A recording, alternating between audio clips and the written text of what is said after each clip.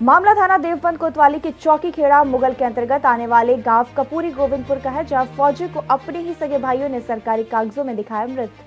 दरअसल थाना देवबंद कोतवाली की चौकी खेड़ा मुगल के अंतर्गत आने वाले गांव कपूरी गोविंदपुर का मामला है। कपूरी गोविंदपुर में फौजी रोहतास की अपनी पुश्तैनी जमीन थी। फौजी के सगे भाइयों ने फौजी की संपत्ति हड़पने के लिए आतंकवादी मुठभेड़ बताते हुए अपने फौजी भाई को सरकारी कागजात में मृत घोषित कर फौजी की संपत्ति बेच डाली। फौजी अपनी फैमिली के साथ दिल्ली सरकारी क्वार्टर में रहते हैं। फौजी रोहतास 1990 से केंद्रीय रिजर्व पुलिस फोर्स से सीआरपीएफ में जम्मू कश्मीर में तैनात है। लगभग 30 साल की नौकरी के चलते जब फौजी रोहतास का पुलिस वेरिफिकेशन हुआ तब फौजी को पता चला उसके सगे भाई जीजा सहारनपुर कोर्ट में वकील हैं। इन लोगों ने जालसाजी कर सरकारी कागजों में फेरबदल कर फौजी की संपत्ति जो खुद फौजी के नाम पर थी उसे बेच डाली। फौजी रोहतास ने सहारनपुर वरिष्ठ पुलिस अधीक्षक विपिन टाडा से इन लोगों के खिलाफ कानूनी कार्रवाई कर इंसाफ की गुहार लगाई है।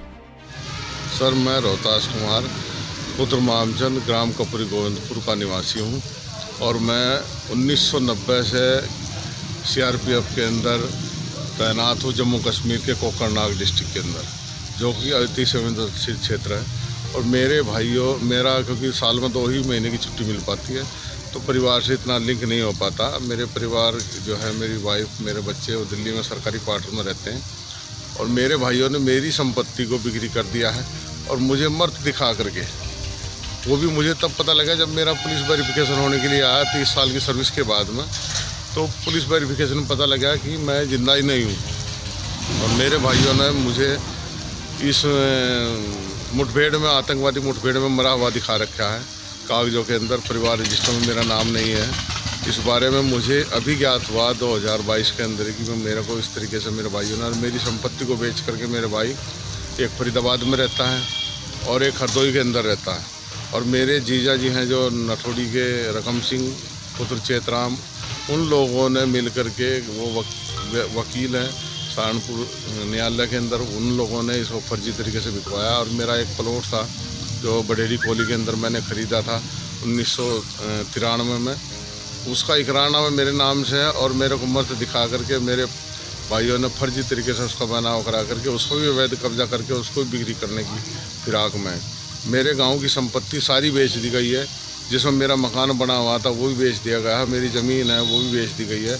मेरी ज़मीन को ख़रीदने वाला शीश राम है और कदम सिंह पुत्र तिलकराज है, कबाड़ी पुत्र नागर है और मेरी बिरादरी के हैं, जबकि मेरे गांव के मेरे परिवार से संबंधित भी नहीं है।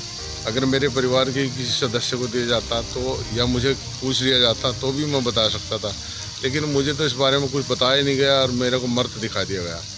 तो इसलिए मैं अभी यहाँ पर पुलिस चौकी में आया हूँ। पहले मैं एसएसपी साहब से मिला था, उन्होंने मुझे थाना देवबंद भेजा, देवबंद थाने ने मुझे यहाँ भेजा कि वहाँ पड़ता है। और मेरी यही डिमांड है कि मुझे पहले तो ज़िंदा घोषित किया जाए कि मैं ज़िंदा हूँ। मेरी 30 साल 32 साल की सर्विस में मुझे मर्द घोषित कैसे कर सकते हैं लोग, और कितने सातिर दिमाग के आदमी हैं। ज़मीन ही लेनी थी तो मुझे मर्द तो नहीं दिखाना था।